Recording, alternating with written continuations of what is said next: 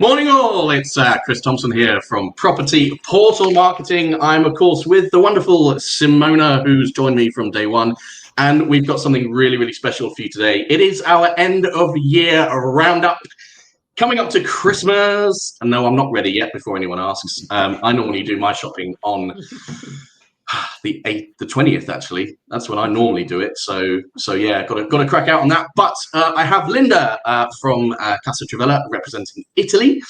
We have Dan from Agence Newton, who is representing France, and we have Matthew, who is representing Spain, and he is from Hola Properties. Welcome all of you. Thank you. Good to see some new faces on our podcast as well, which is really nice. So thank you for that. Do you want to give us all a little intro about you and kind of about your companies as well and where you cover? So Linda, let's start with you. Oh, hi, I'm Linda Travella from Casa Travella. I've been selling property in Italy for more years than I'd like to tell you.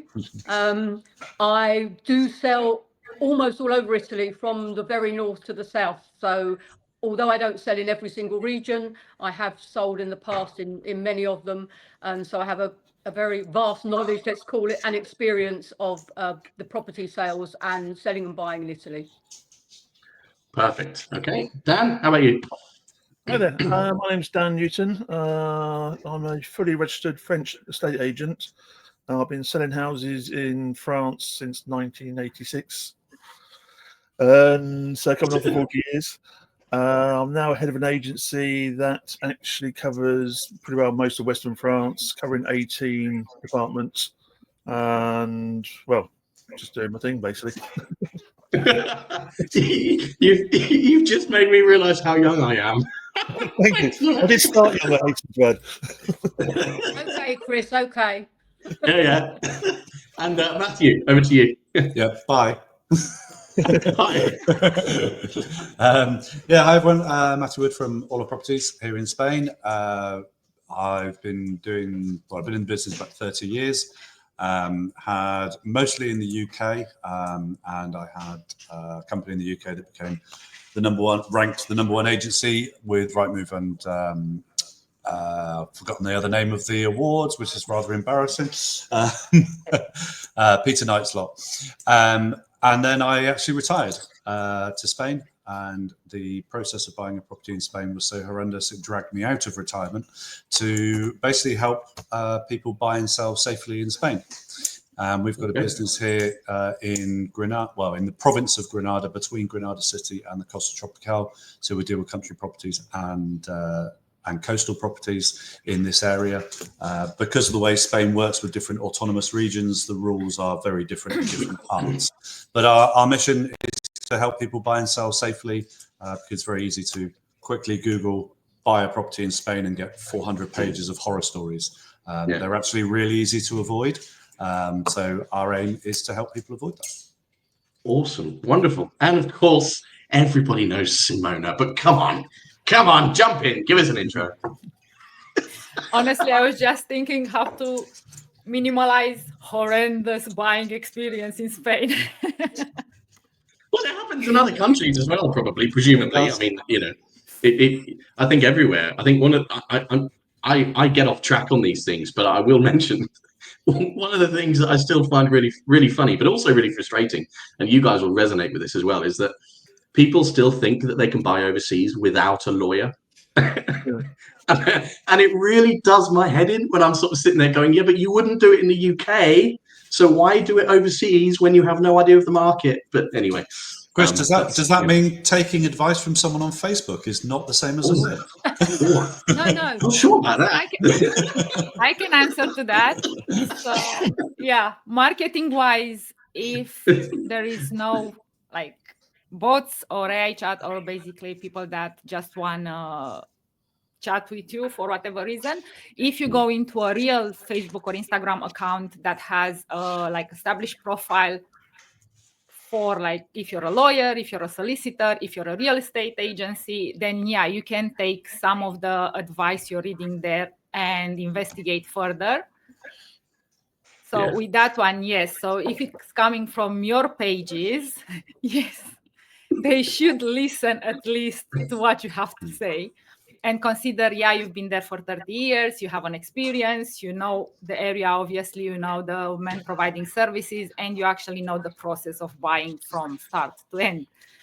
So yeah, audience should try to do that. Linda, was exactly what we discussed. If you are doing podcast, or if you are doing video recording of ourselves, guys, or it coming from your agency with your logo on and it's official, yeah, they should trust the information you are providing.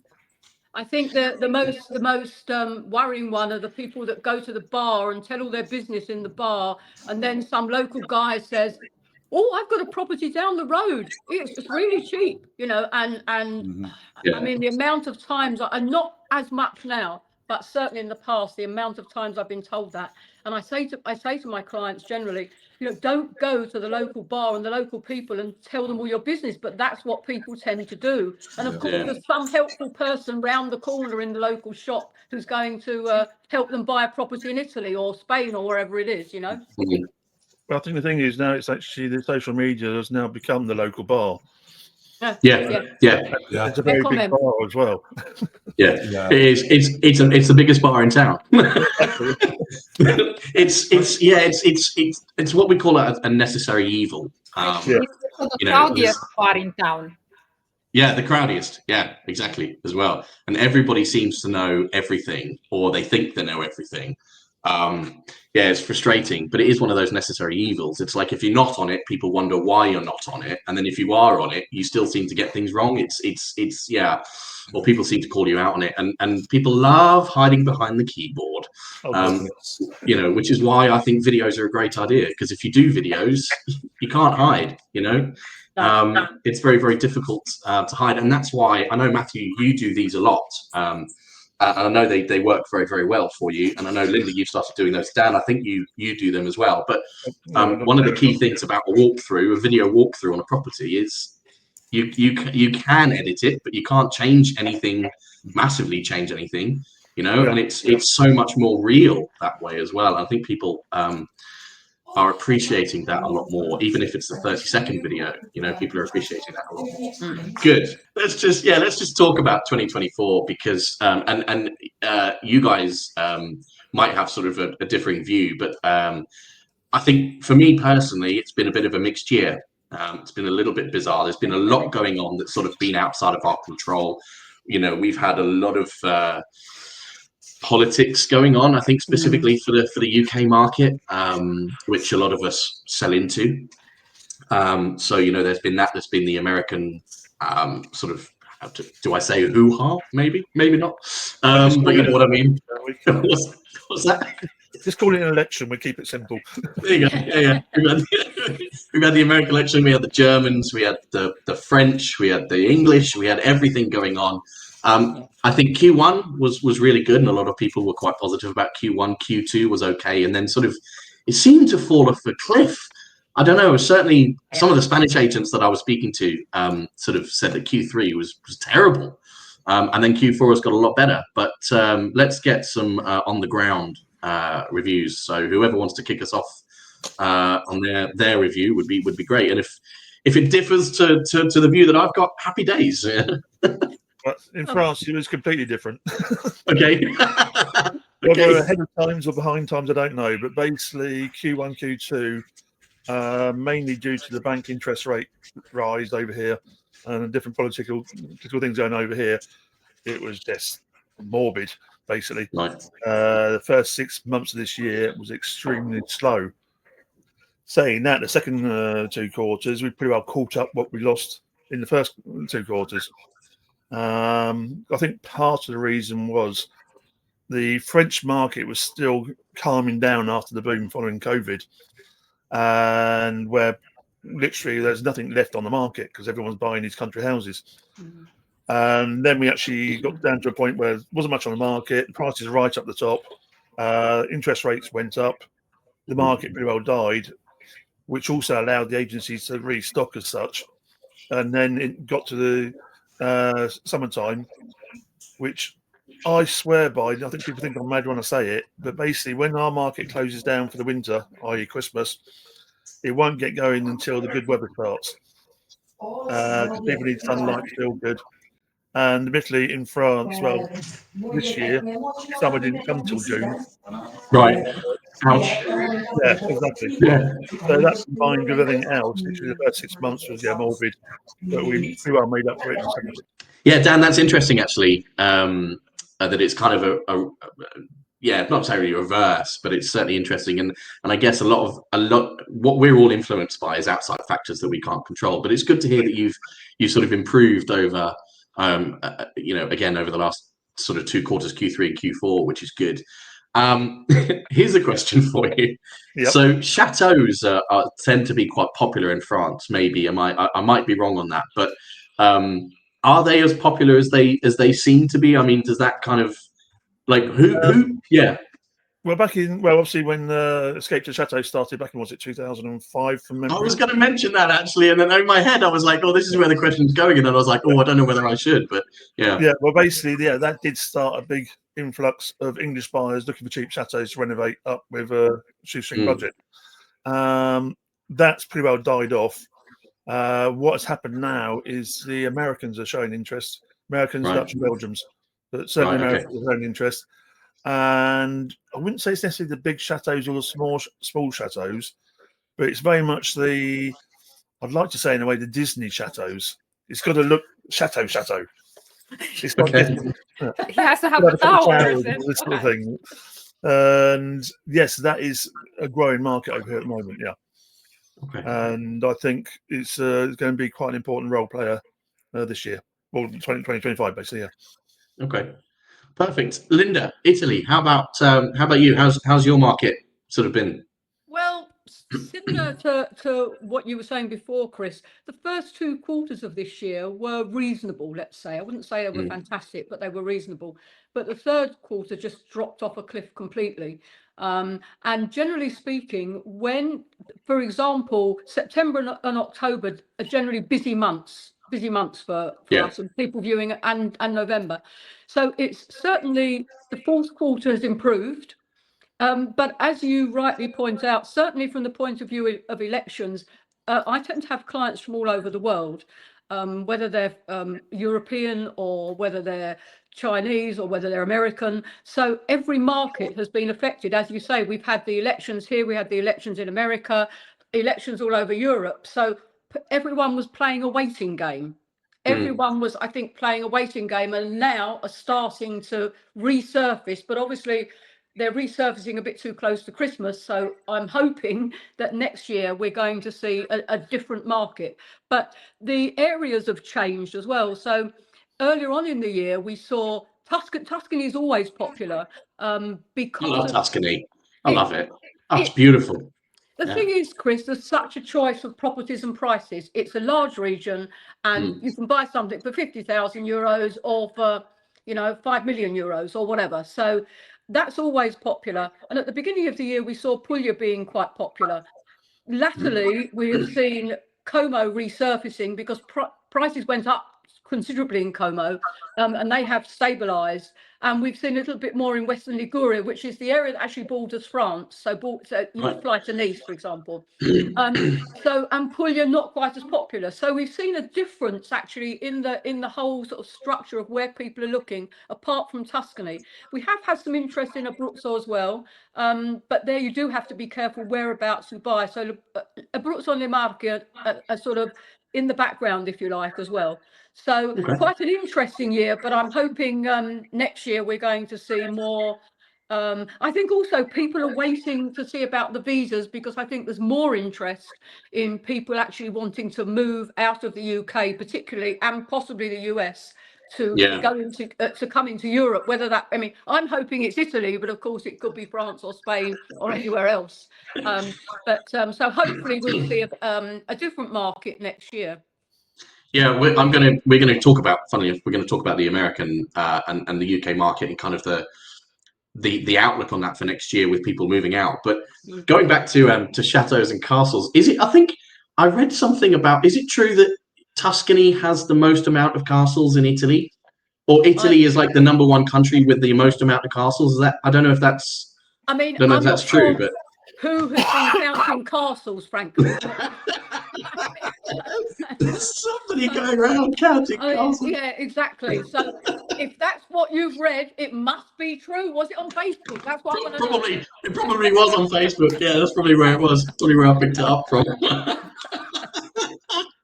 And Matthew, how about you? How's we spoke before, didn't we? And you were saying that you're really busy and your staff are going to get one day off.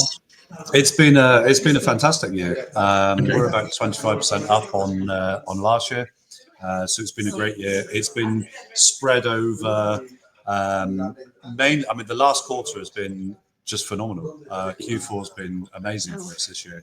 But we do get that sort of slightly seasonal fluctuation like you do in all markets. But ours kind of moves because I think a bit like yourself, Linda, we deal with people from all over the world. And so when it's winter in Northern Europe, we get a lot of people coming wanting winter sunshine. And then in the summer, parts of Northern Europe kind of disappear. And then we get people coming from other parts of the world. The US has been, since the election, the US has gone through the roof. Our inquiries are up about 50% from the US at the moment. And likewise from the UK, since the elections over there, we've seen a huge increase in inquiries. More at the higher end of the market. There does seem to be a lot of high net worth individuals looking to get out of the US and the UK at the moment. Yeah, if I may, I think due to election and the fluctuation with the cryptocurrency, so they are all waiting for now to understand. So the ones that are actually investing in real estate, they also have good amount of stock in cryptocurrency. So they are I think they are all waiting until January. And definitely. Funny, we did see it a few years ago when a lot of people were making a lot of money in crypto, and then surprisingly, a lot of them disappeared very, very quickly when their investment halved overnight. So it'll be interesting to see how that develops. A lot of the buyers that we're dealing with are actually moving here permanently and are often selling another property in the UK or the US. Or they're buying now, particularly with the US, we've seen people that have brought their move forward, and in particular with the golden visa here, because the golden visa was due to be abolished. Then it was then it was delayed a bit, and then it was due to be abolished in January. Now it's been delayed again. Right. So we're seeing a lot of demand for people who are looking to come in on a golden visa while it's still available, because from a tax point of view, it's very advantageous. Yeah, it was bizarre that with Spain, wasn't it? Because I think Portugal abolished their golden visa. Was it last year or the year before? And then there was talk of Spain doing it, and I sort of went, that's ridiculous. The amount of money that's created, the amount of opportunities that golden visa program has created, which Spain has heavily relied on, I think, from a real estate point of view. And then there's talk of them abolishing it. I thought it was a really weird decision, especially considering now that there are a lot of high net worth individuals that do want to move. I'm glad that they've delayed the decision. Actually, that's a good thing for the industry. Dan, you guys, France don't have a golden visa scheme, do they? As far as I know. They give you a bottle of wine when you move here. That's all. Oh well, I love French wine. I'll take that. Happy days. No sign of any golden visas in France. No, unfortunately. No sign of that. No sign of that. Yeah, from what I've heard, it's and from my own outlook, I think actually next year is going to be really, really good. Both from a UK perspective. I mean, the Benelux market has been pretty stable, I think, this year, and I think it will continue to do that. But I think one area that we've all picked up on is the Americans, right? And partially because of the election, but I think also partially because the rate against the euro is really good. And talking of the rates, actually, the UK rate is nice and high as well. I just wish that had been the case back in Q3, really, because I think it would have helped a lot of us. It's up at sort of 1.2, 1.21. It's just a shame that it's right now. But yeah, I think the American market is one of those that's really, really going to pick up. Do you guys see next year? Do you see anything changing with that? I mean, getting stronger with that? I know that we've mentioned it already, but what do you think it is that these countries can offer the Americans? I mean, I think it's I think from my point of view, I think it's the lifestyle. It's a completely different lifestyle, and certainly more, let's call it more relaxing and just different. You know, the weather's obviously in all the countries that we're talking about here. The weather's obviously better, and people get very depressed here. And I think, in my opinion, there are a lot of people. This is the UK I'm talking about now, that are not at all happy with the new government and just want to leave. Really, I just think. I think that's probably the same with the Americans as well. Yeah. I mean, I think that's exactly the same with the Americans. There's lots of people that just want to, you know, and I think it's getting. I mean, I can't talk to the US apart from talking about, you know, the election, but in the UK, I think things seem to be getting almost worse from the, you know, people are looking at their investments, I think, looking at the money that they've got and thinking, well, maybe I was going to put that into my pension or whatever. Actually, now I'm not going to do that because it's going to go in the inheritance pot, etc., etc. So maybe I'll look at taking some of that money out and getting somewhere abroad, something I've been wanting to do for maybe some years, and I've left it. So I do think we're going to see a resurgence of the UK market, certainly in the coming year. I think between Christmas and New Year, we normally get quite a lot of people looking on the websites and on the portals.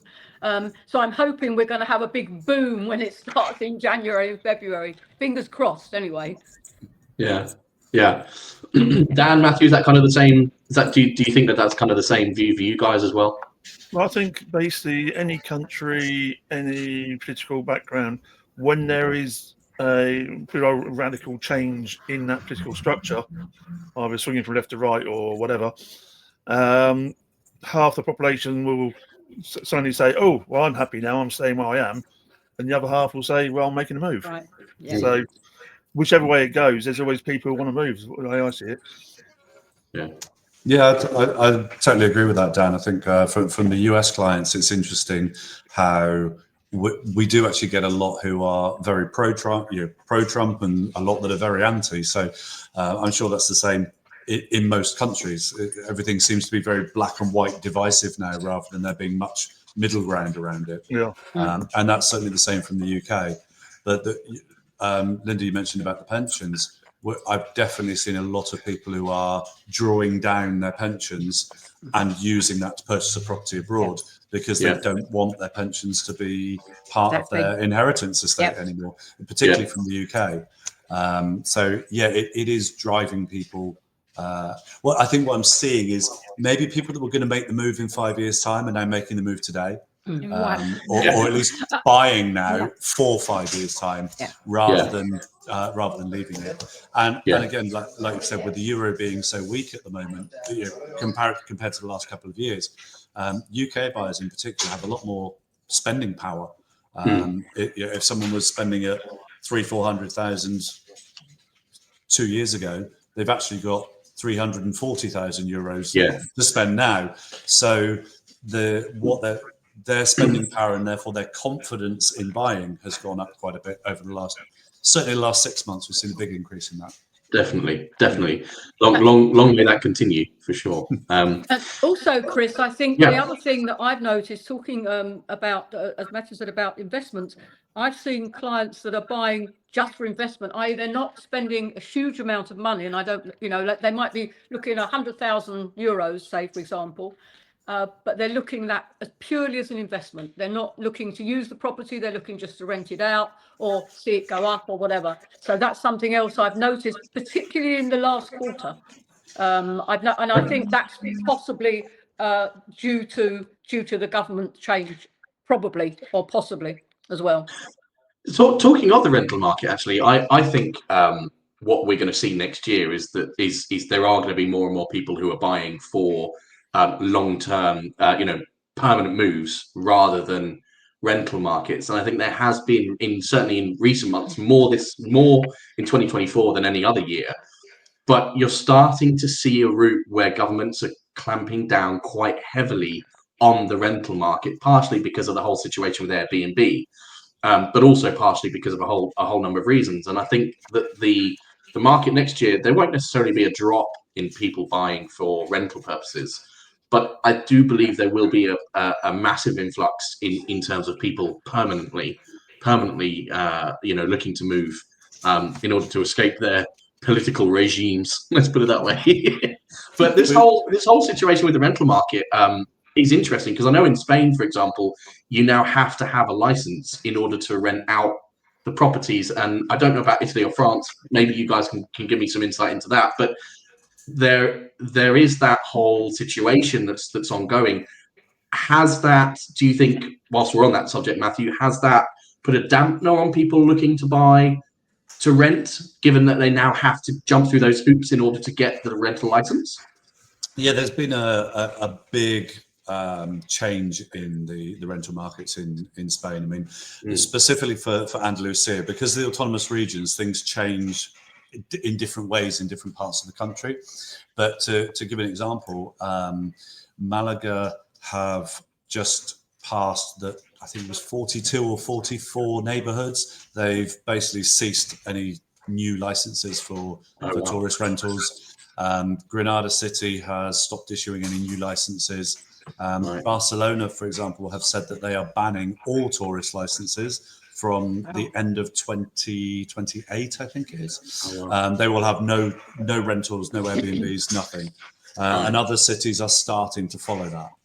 The way it tends to work in Spain is that the autonomous region, so the Junta de Andalucía, say, right, we're doing this, and then each municipality or each town hall decides how to implement that until they all come in line, which can take a few years. But Matthew, definitely... Sorry to interrupt. I know there is also like a big social movement for reducing tourism and cleaning, basically hotspots up a bit. Yeah, it's a bit of a difficult one, because there's definitely a movement towards that, and there's a lot of blame on holiday rentals driving prices up in certain areas, and therefore driving the affordability out for local people. And there's certainly an element of truth to that. But when you look at the numbers, it doesn't really make... It's a very great political idea to say, oh, it's holiday renters that are causing the house prices to rise. In reality, it's usually not. There's a lot more other factors. For example, we saw that in the UK. As soon as you start to restrict the number of properties available for rent, rental prices go up. So it's a lot more nuanced, I think, than just holiday rentals are causing house prices to go up. In specific areas, so if I took Granada City, you've got the Albaicin, which is a nice historic area. There's a lot more holiday rentals there than in the rest of Granada. There's certainly areas where there's virtually no holiday rentals. So it has had an impact in very specific locations, but they're probably the ones where local people are not actually buying anyway, because they are the very touristy destinations. So there's a lot more to it, I think, but we're certainly seeing a big movement around restricting or removing holiday rental licenses. One of the big things in Spain, of course, is that, which everybody who lives here and works in the industry knows, but seemed to be a bit of a surprise to the government, was that a huge percentage of places were being rented without tourist licenses, because then they weren't declaring the income or paying tax on it. And surprise, I think it was Barcelona or Madrid that found literally half the properties that were advertised on Airbnb didn't have a tourist license. So potentially they've gone down completely the wrong route. Who knows? But in Spain, it's very much a culture of forgiveness is easier to obtain than permission. Fair enough.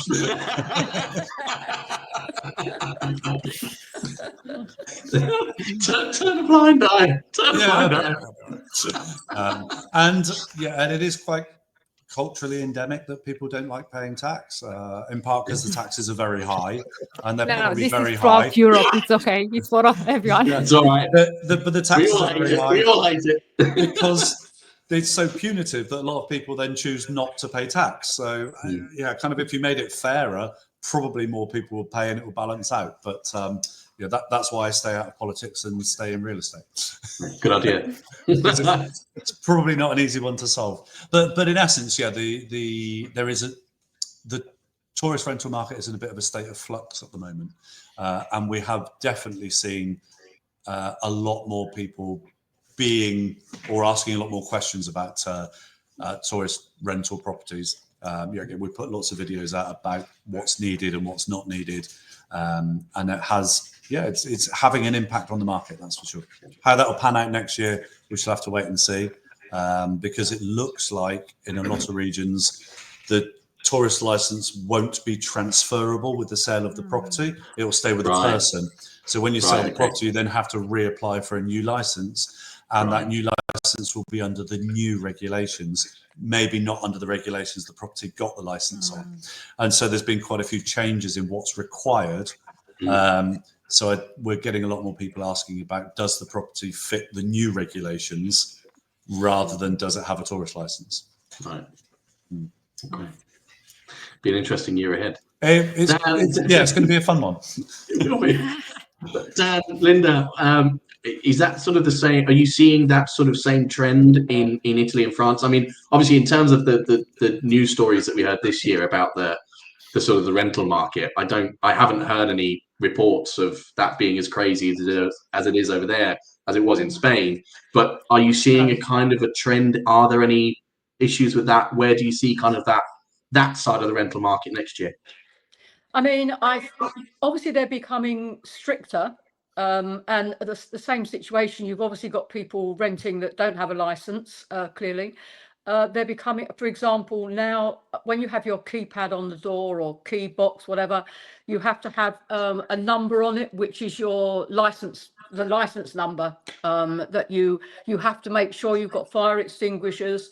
That's a new rule, for example, carbon monoxide, etc., etc. So the rules are getting stricter, but it's not obviously the same as it is in Spain. So you can still rent, and of course it costs you more to rent it properly than if you're just putting the money in your pocket.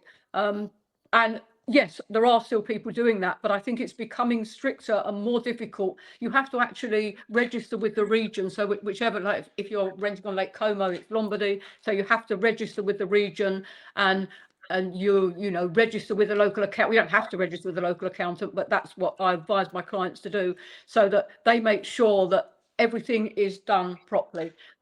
So it's definitely getting stricter, but I wouldn't say it's as difficult as it is in Spain. So it's still a good rental market if people are looking to do that. And Dan, for you? Living in the most tax country in Europe, we're doing things differently here. We don't have licenses. Right. Okay. So that negates the whole issue, basically. What's actually happening over here? Well, as you probably know, a few years back, they cancelled out one of the house taxes. What we call tax habitation, but that has carried on for second homes.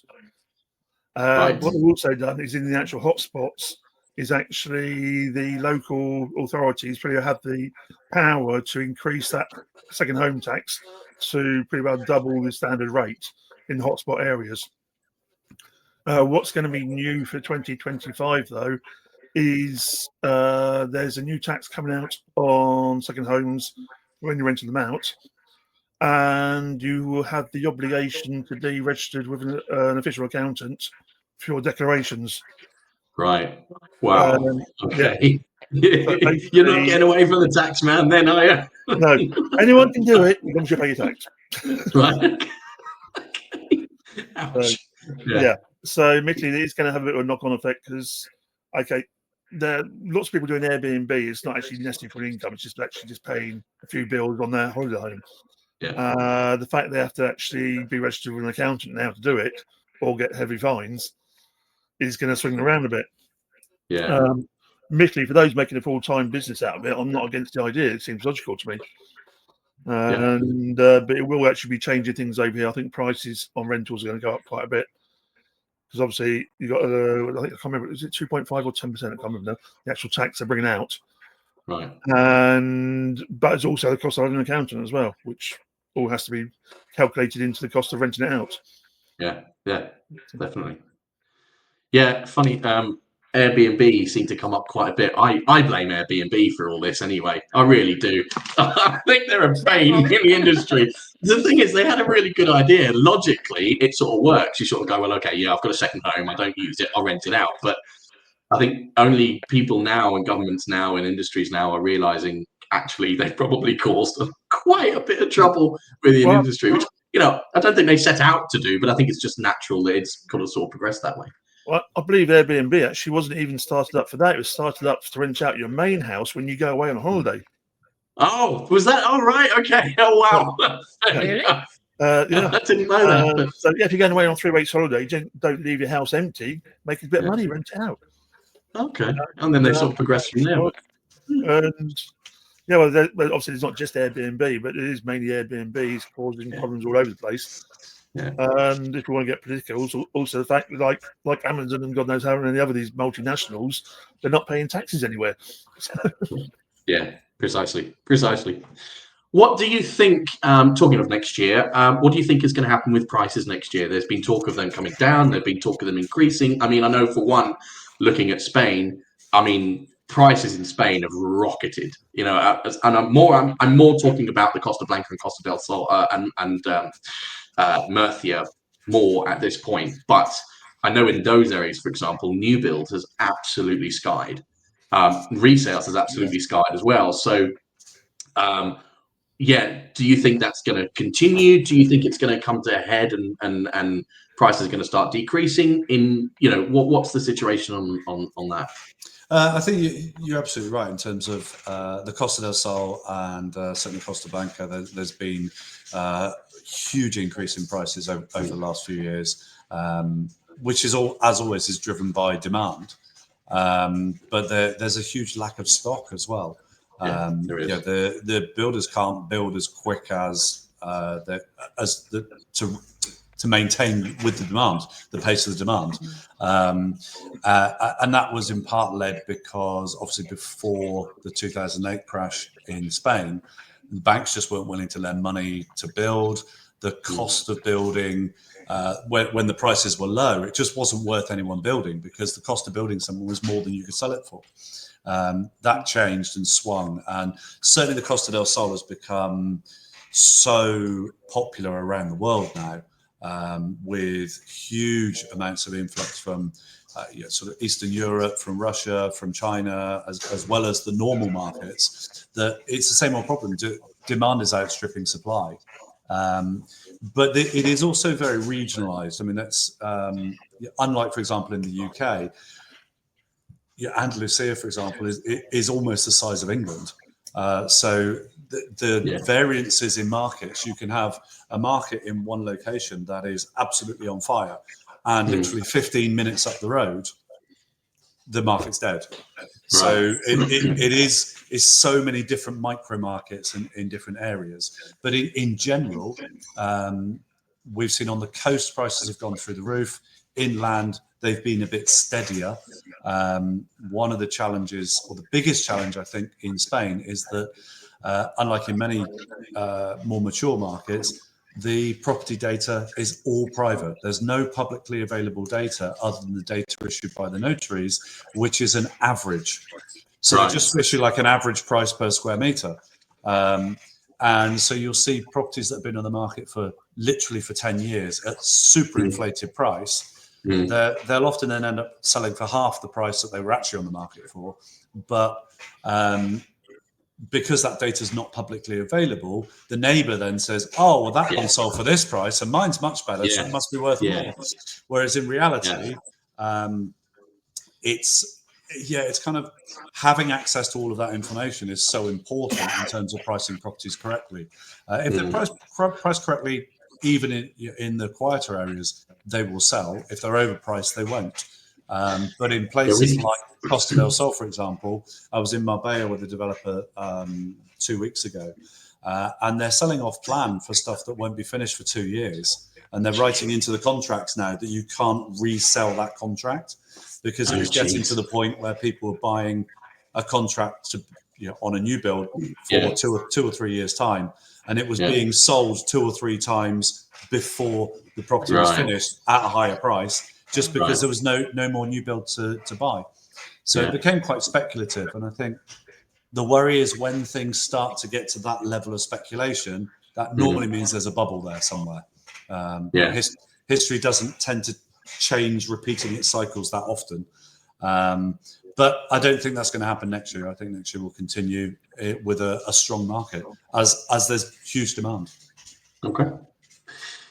Dan, what's your kind of view on that? Agree with certain factors. Obviously, France is a different market to Spain, as it is no doubt to Italy and everywhere else.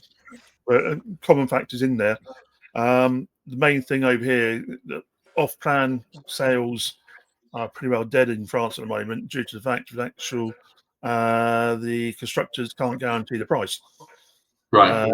Just even for a normal house you've been built, between the time you signed for it and the actual day you get the keys, you can have like a 50% increase in the cost. Yeah. So, Okay. yeah, index on the price of materials. So, Yeah.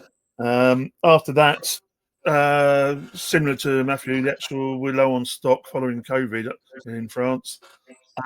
What we have had though as well is following COVID, a lot of people bought cheap places to renovate because they didn't have the budgets to buy other stuff, Yeah. and all went in thinking, oh, coat of paint and it'd be livable type jobs. Bought a place for 40, 50,000. Got 10 grand to spend on it. Oh, the roof needs doing, well, that's gone. So all of a sudden, the cheap renovation projects don't exist anymore.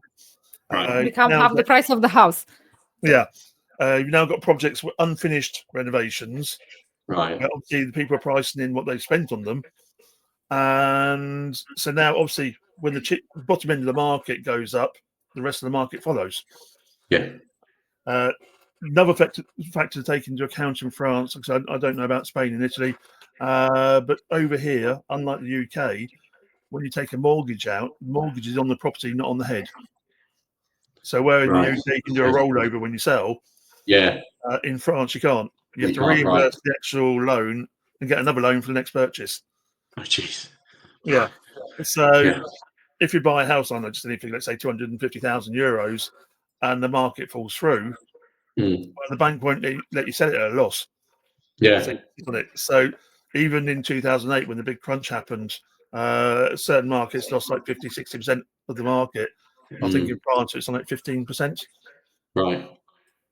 Because the banks are saying, no, we won't let you sell it at that price. You owe 240,000.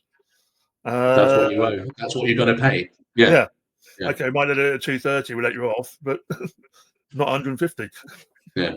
So all all that's knocked on. And so I can once again, with all these factors taken into account, we've had the big rise this year. I find coming out of COVID, short stocks. We got to the point on any market curve, you always got that point where it goes up and then the wave breaks and such, it drops down. We're just in that bit where it's dropping off. So we're going to have pretty stable prices next year, if you ask me. Okay. And I suppose in a way, that's a good thing for the market in general. I mean, if, price is lower, more people have the budgets to buy, therefore, happy days. It's not a great market for sellers, of course, especially with that ruling that you've got there. But from a buyer's market, it could be good. Linda, Italy. It's very regional in Italy. I sell in the north, which as north as Lake Como, which is on the border of Switzerland, and I sell much further south, places like Puglia, and so it's very regional. So in Como this year, let's say, and the year before, prices rose very, very quickly. And it's to do with supply and demand, obviously. And the lake is what it is. You can only build so much, because of the shape and the way it is. So we saw a drop off in people being interested because the prices went up. And where you had your normal, 2-bedroom apartment, 300,000 or 250, whatever it was, they just didn't exist anymore. I think the market has started to stabilize there now. And I think we'll see more interest in the new year in Como than we've perhaps had in 2024.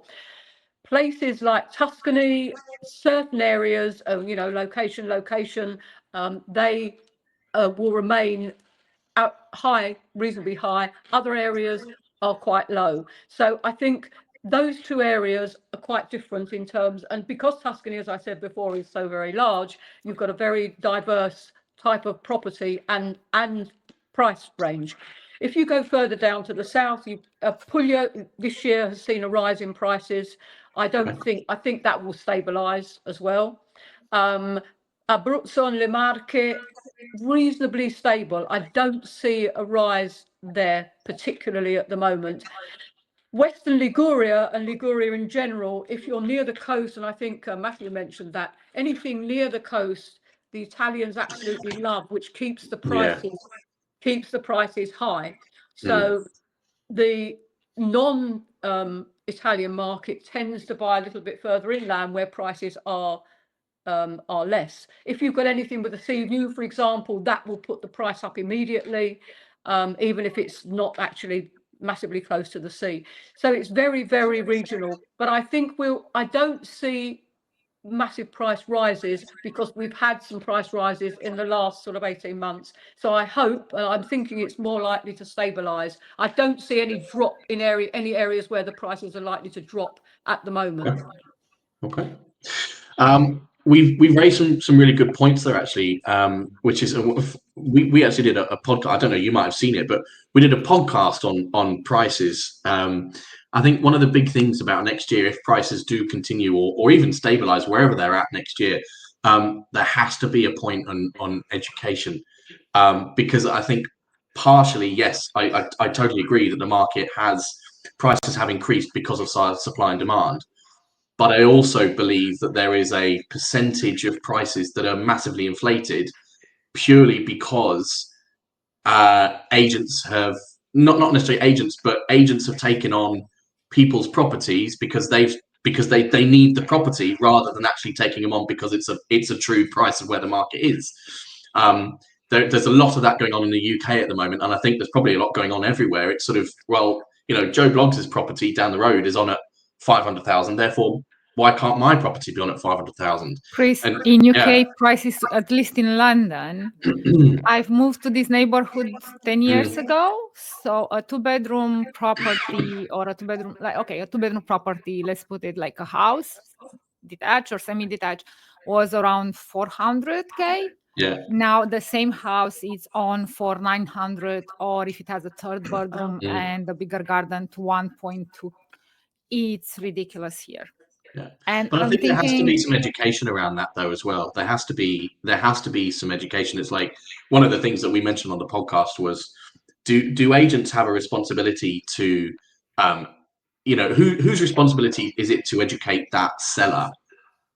Because the seller's always going to want the most amount of money for his property, but that property isn't necessarily going to be worth what they're asking. So at what point does an agent take that property on? Or at what point do they go, well, actually, sorry, you're crazy, out of your mind. It's not going to sell for that price. It's sort of, do I take it on? Do I not take it on? If I do take it on, what price do I take it on at? And I think there's a number of agents. There's a number of agents that I think would just take it on anyway, which then pushes the rest of the prices up. But yeah, it's a bit of a catch-22, really, isn't it? It's really difficult, Chris, because I've got a couple of examples of that. And it is often this. I mean, for example, we have just carried out my local people in Tuscany have carried out a valuation on 2 apartments for sale in a very nice area, etc., etc. We've given a valuation of what we think they're worth, but there's a couple of factors that are not necessarily positive, but there are other very positive factors. And we did a detailed valuation, and the client, the owner, has come back. Well, we're going to get another valuation because we don't think that's high enough. Now, if they start to put it on much higher than that, we may not take it on, but it won't sell, and then it stays on the market, and then people think there's something wrong with it, and it stays on the market for a long time. So it is a difficult one because you're trying to get, you want to get the price reasonably right, and people always make offers. But as you rightly say, sellers always think that their property is worth quite a lot more than the actual price. So it is quite a difficult one. And yes, there are times when I get sent properties and I look at them and I say, well, I'm not putting that on the site actually because it's far too expensive. So there are times when I definitely, for my company, I would do that. but it's difficult with the sellers because they think you're downgrading their property. There's also other factors as well. Matthew mentioned apparently in Spain the prices aren't in the public domain. That's correct. Yeah. Here in France, they've been in the public domain for about the last 3-4 years now, and so that information is there. I think it also comes down to the legal status of agents. Like I don't know how Italy or Spain works, but compared to the UK, where literally a UK agent is just an advertising agent, over here in France, we're more of the solicitor as such, so we actually have a more legal role in the process, and so we actually have the obligation to inform the client of the actual what price you should be doing. Saying that though, I know plenty of agencies. There's actually, well, I wouldn't name names, but there's one big chain of agencies over here. They don't do evaluations. They just ask the client. Mention it. Go on. Mention who they are. Come on. Everyone knows them. Stir up the pot. It's Christmas. Yeah. I've gone to see houses after them, and people just said, "Well, what did their agent say? Oh, they just asked us how much we want." It's like, right? No, it doesn't work that way. And we personally, as an agency, certainly with the market as it's been, yes, we have been a bit more flexible, but I wouldn't say any more than, let's say, 10% over what we value it at. But with the actual case, because admittedly the market is so weird as well, things are selling which shouldn't be selling and all this. We sort of say, okay, we will try it for a month or two and we'll touch base. If it hasn't gone in 2 months, we have to come back down to a more realistic price. But we won't let it hang around at that price for ages. I think that's really good, though. You mentioning there that you have that public data available. I think that's brilliant. And I don't have to correct me if I'm wrong on this, but sorry, you've already said that Spain doesn't have that information. And I think if every country adopted that, you'd actually the markets themselves would be a lot more stable. I think that's great because again, Dan, if you've got a seller who's saying, "Oh, massively inflating the price," you can say, "Well, look. This is what Joe Bloggs' property." Oh, who did we use before, Simona? We didn't use Joe Bloggs. We used Cindy Chicago. That's who we used. Good old Cindy. If you've got Cindy or Joe's or whoever it is property, they want a massively overinflated price for it. If you can go there with the legal paperwork that says, "Hey, actually, your house is not going to sell at that; it's going to sell at this," it's a heck of a lot better. Yeah, completely agree. I mean, for example, in the UK, all the land registry data is completely public. So you can see what price something sold. I mean, was it 86? I think it was updated, but it goes back further than that. So you can see every transaction in the street, what they were on for, how long they were on for, what they sold for. In Spain, it is just a lot of agents will do the same as Dan's mentioned. They just go around and say, "Well, how much do you want? I will chuck it on for that." But a lot of them, because there's no barrier to entry here, so there's no legal requirement to register as such. In Andalusia, in other areas there are. And so there's a lot of, it's the right way to phrase it without offending anyone, kind of one-man bands who do a bit of agency on the side and they don't the old bedroom agent. Yeah, the back bedroom agent. I mean, they're easy to spot. They're always in the mirror on the bathroom photo. They advance, Matthew. They advance a bit. I can only see their legs now. Yeah, the reflection in or the silhouette outline out as they're taking a photo in the garden with the sun behind them. But in honesty, there are a lot of untrained, unregistered agents in Spain. There's a lot of very, very good professional agents as well, but it is the ones that will just take anything on at any price. When you speak to the sellers, they've not had any feedback in 2 years. The agent hasn't spoke to them in 2 years. But we do very similar to Dan, a proper comparable market analysis with a structured marketing plan of what we're going to do, how we're going to market it, where we'll market it, and then most importantly, what the feedback from those buyers in the market is. I mean, ultimately, it's buyers in the market that set the price, not the seller. But trying to get a seller to take their seller's head off and put a buyer's head on is very, very difficult. We did a poll in a Facebook Spain property buyers group, similar to as Linda mentioned, saying how does it impact your thoughts on a property if the property's been on the market for more than 3 months or more than 6 months? Unanimous, we would offer a lower price, or we would just walk away and not even look at it if it's been on that long. But a seller, interestingly, in that same poll, sellers were jumping in saying, yeah, but if a buyer's interested, they'll just come and have a look anyway and make an offer. It's like, actually, that's not how sellers think at all. But with a seller's head on, of course it is. The fun part is always when you've got a seller who's then buying on somewhere, because with their seller's head on, they're definitely, I'm not taking any less than the asking price. I wouldn't ever expect to take less than the asking price. The day they sell it, they go to look at something else and go, I'll offer 50% lower. Because their buyer's head's now on. And you're like, well, yesterday we had a conversation where you wouldn't take anything less than the asking price. I said, yeah, but that house is overpriced. It's been on the market a long time. I did that when, I mean, we've just bought here in Denmark, and the house had been on the market a relatively long time. And I like to think of myself as a bit of a salesman, right? So obviously when I'm walking around the house, I'm going, oh God, you know, that needs fixing, that needs fixing, that needs fixing. Anyway, we ended up buying the house for a pretty decent price. We've done it up.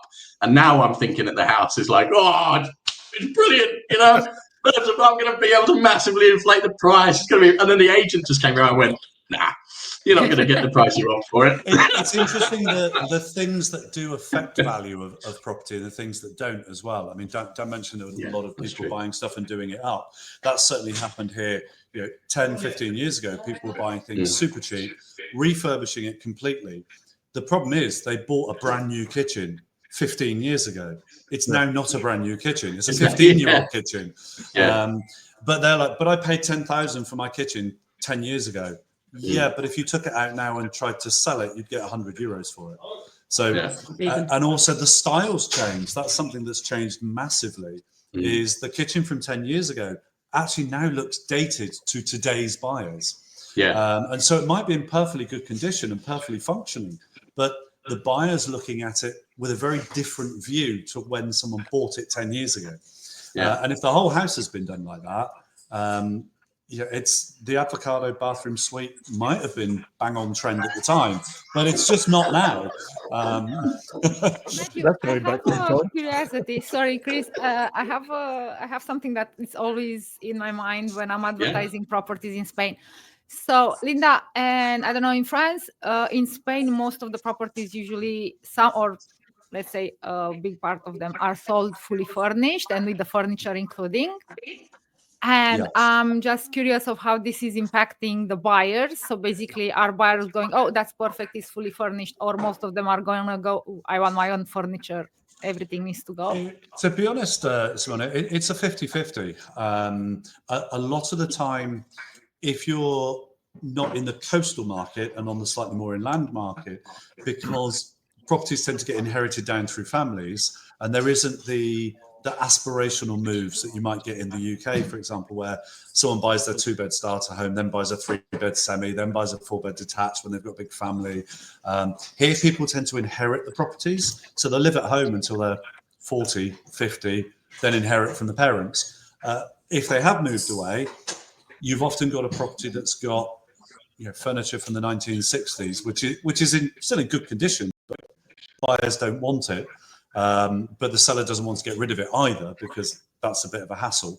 So often things that are presented very well, that's a good thing. If it's old and dated furniture, well, the scrap man around here does a great trade in that. So more often than not, it's you're buying the house with the furniture and we're booking the person to come and take all the furniture away on day one.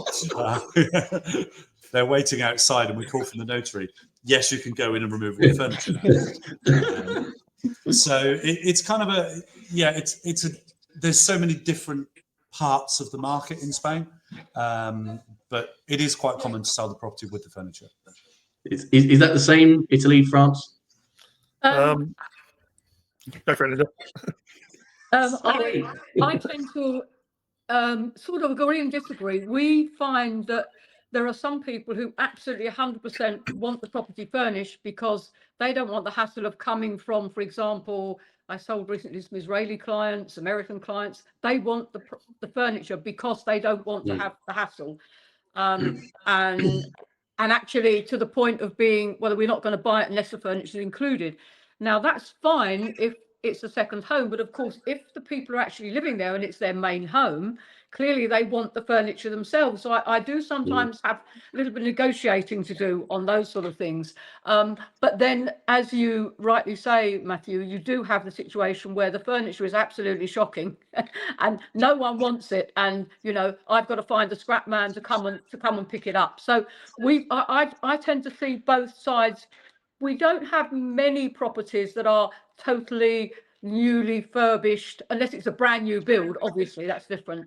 So it's a bit of, again, a bit of 50-50, but I am in the situation sometimes where people actually want the furniture at all costs, and literally almost everything, you know, not just some of it, which can become a little bit tricky. So it can quite often be fun when you're negotiating over a fridge freezer. And you think, like, you could literally buy a new fridge freezer for 300 euros, but we're negotiating 5,000 euros over whether the fridge freezer is going to stay. It's like, is this serious? Absolutely, but that's what you have to do sometimes, you know. Of course, yeah. It often gets fixated on the item rather than on the. I guess it's almost like the. Yeah, definitely. We do that a lot. What's it like in France? To entertain it. Well, France is going to be different once again, isn't it? In France, you get everything empty, right? Brilliant.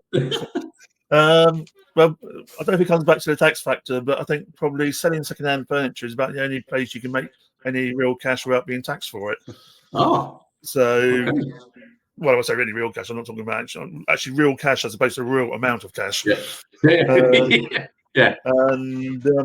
So over here, it's actually there is a very big market for second-hand furniture. I don't know if they're eco-responsible in France more than others. I don't know. Most of the houses we sell, they tend to be actually resales as opposed to inheritance jobs. So the people are taking the furniture with them.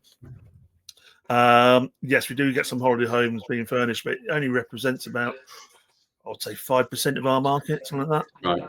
All the other houses are empty, and anything which could be sold before selling the house has been sold. Right. So what's more, when you're actually doing a sale over here, there's a misconceived idea in France, mainly from the UK buyers, that you need to include the actual furniture in the price to get the taxes down. The actual taxes they're talking about is actually the notary's fees. And even if you have like 10,000 euros of property, it might only reduce the actual notary's fees by about 120 euros. They've done it. And what's the stupid thing about it is actually, if later on they resell that house, obviously the capital gains calculation doesn't take into account the furniture. So what they've actually made on the notary's fees, they've more than lost on the capital gains when it comes to sale. Yeah. So, but over here it's very rarely fully furnished. As Linda mentioned, we also have the actual new builds for the tourist market, although they're pretty scarce at the moment, which come fully furnished. But other than that, most houses are empty when they're sold. Yeah, it's the same here. It's the same here to the point where we even take our light fittings. I mean, it's similar to Germany. We literally take everything. We take I don't think we take the light bulbs, but we definitely take the fittings and everything. It's all gone. Yeah. There's actually a law in France. Is actually if you take the light fitting out, you have to replace it at least with a working bulb. Yeah, there is an Italy as well. Yeah, in Italy as well, you have to do that. Yeah, that's good. We literally have to write in that what's staying and what's not. We did have a case 2 months ago where they'd taken the boiler off the wall and taken the boiler because it didn't specify the boiler in the contract. Oh no! The heating was specified though, right? Well, it said fixtures are included, and of course, most normal people would consider a boiler as fairly well fixed. But no, that's clearly not. Clearly not. Merry Christmas. I had one time. Who needs hot water and heat when you're in Spain? So I actually had one case one time where the initial contract had been signed for the sale, and it was going through. And I happened to drive past the house, and I saw a man walking into the garden with a chainsaw. I literally went in there, and there's probably like 30 mature trees there. I said, "What are you doing?" And he actually cut down one or two. He goes, "I'm here. I'm cutting the trees. Who are you?" I said, "I'm the estate agent. I've sold the house." No. Obviously, I'm not blaming you, but I don't think you should be doing this. Definitely not. Definitely not. Oh. Rang up the owners, and they said, "Oh yes, we sold the house. We didn't sell the trees. We can get some good money for the trees." I said, "It doesn't quite work that way." Oh dear. They actually sold 20 oak trees to this woodworker bloke. Oh, blimey. I don't know how it works in Italy and France, but certainly in the UK, you've got sort of is it the TA10 or one of those forms, the fixtures and fittings list, which literally lists, door handles and plants in the garden and things like that. There's no standard protocol for that in Spain, so everything has to be written in the contract, and if it's not written in, there's not a lot that can be done about it. So, France has a great attitude to lots of laws. It's actually the less said, the better. Laissez-faire. Laissez-faire. Laissez-faire. Whereas in Spain, it's mañana. Whereas actually, French law it says fixtures and fittings. We have this conception of when we talk about real estate in France, we talk about immobilier, and when we talk about furniture, we talk about mobilier. So I like to say mobile and immobile. Yeah. And literally, if it's fixed, it's staying. Yeah. But that's as far as the law goes. It just says that. So it's down to you to argue it afterwards. So it comes back to cases like Matthew said with the boiler. Yeah. It's similar in Italy. So if it's fixed, so if it's built-in wardrobes, for example, and that type of thing, then they stay. So, but the light fittings, the same. You can just have as long as there's a bulb there, they take the light fittings. They could take anything that they can move. They can basically take. That doesn't normally include the boiler, however, I have to say. I've just installed a couple of new windows. I might take them with me as well when we move. They pay good money for them. Kitchen units are quite often a negotiating point here as well. They certainly in the countryside more than on the coast, but quite often the family will want to take the kitchen units. Whereas of course that's kind of considered a fixture really. But so we have to be very careful when negotiating the offers and the contracts of exactly what is included. In French kitchens, there's actually, when you have a fitted kitchen, you have the choice to actually have your, let's say, dishwasher fitted, i.e. it has a panel door matching on it, so that's fitted. Or you just have a big hole which corresponds to the shape of the dishwasher, and you just slide one in, and that's not fixed. That's right. You got to be very careful, haven't we? Good. All right. Well, good. I think that I think we're leaving on a high note there. kitchens, bathrooms, and fittings. Yeah, good. It was a real pleasure to have you guys on today. Thank you very much to all three of you, all four of you. I think we've got some really good points. We've discussed a lot, and hopefully next year will be a good year for everybody, no matter where you are, which country you're in. Merry Christmas to you all. Have a very, very good new year. And I'm sure that we will speak again. But thank you very much for joining us. Thank you very much. Merry Christmas, everyone. Merry Christmas. Thank you.